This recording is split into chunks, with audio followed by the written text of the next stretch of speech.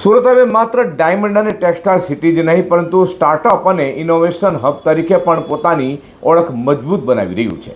તારીખ 13 અને 14મી જૂને 2 દિવસ માટે અવધ ઉટોપિયા ખાતે યોજાનારા 21x72 સિઝન 5 સમિટમાં દેશના અગ્રણી ઉદ્યોગકારો, રોકાણકારો અને સેલિબ્રિટીઓ એકત્રિત થવાના છે તે બાબતે પત્રકાર પરિષદમાં માહિતી આપવામાં આવી હતી। અરહમ શેર દ્વારા પ્રસ્તુત સંગીની ગ્રુપ દ્વારા સહપ્રાયોજિત અને એરિંગેટો કેપિટલ દ્વારા આયોજિત 21x72 આજે ઉદ્યોગ સાહસિકતા, નવીનતા, રોકાણ, બિઝનેસ સહયોગ અને ઇકોસિસ્ટમ વિકાસ માટે ભારતના સૌથી ઝડપી વિકસતા પ્લેટફોર્મમાંનું એક બની ગયું છે।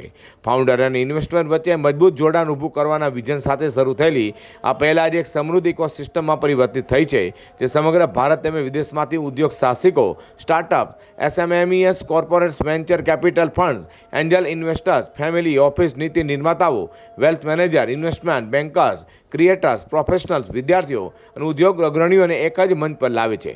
દેશની અગ્રણી સ્ટાર્ટઅપ સમિતિ 21x72 તેની 5મી આવૃત્તિ સાથે સુરતમાં ભવ્ય આયોજન માટે તૈયાર છે।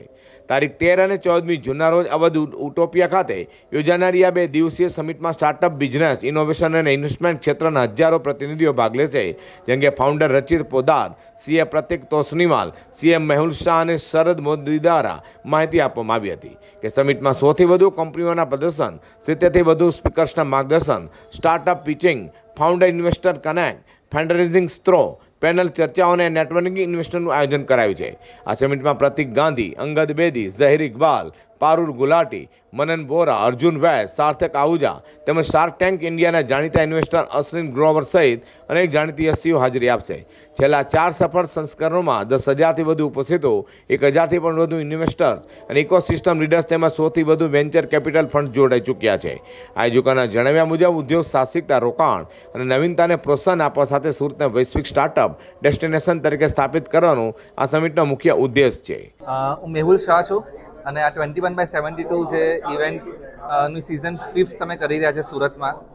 આ એક ઇન્ટરનેશનલ લેવલની ઇવેન્ટ છે।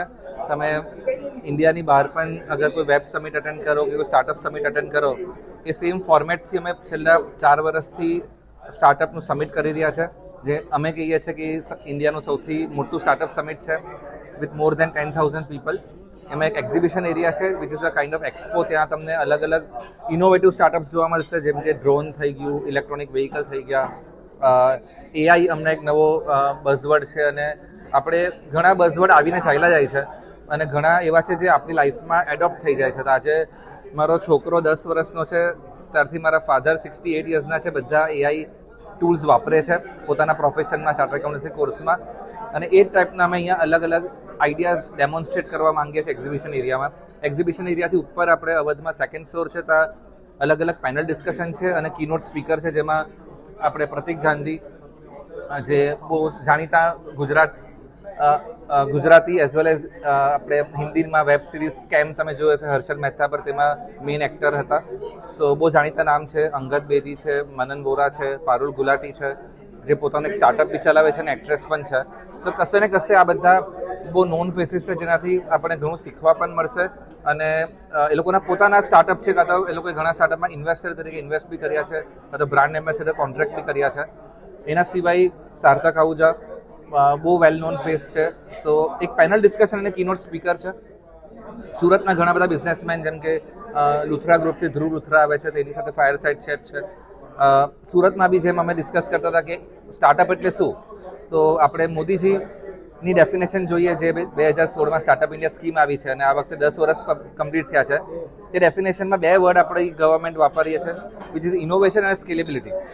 તો એવા જ ઇનોવેશન અને સ્કેલેબિલિટી બંને ડેફિનેશન પાર કરી શકે એવા અહીંયા 200થી 300થી વધારે સ્ટાર્ટઅપ હશે। આયોજકોએ વધુમાં કહ્યું હતું કે સુરતના વૈશ્વિક સ્ટાર્ટઅપ અને ઇનોવેશન હબ તરીકે વિકસાવવા તેમજ નવા ઉદ્યોગ સાહસિકોને પ્રોત્સાહન આપવા સમિટ મહત્વપૂર્ણ સાબિત થશે।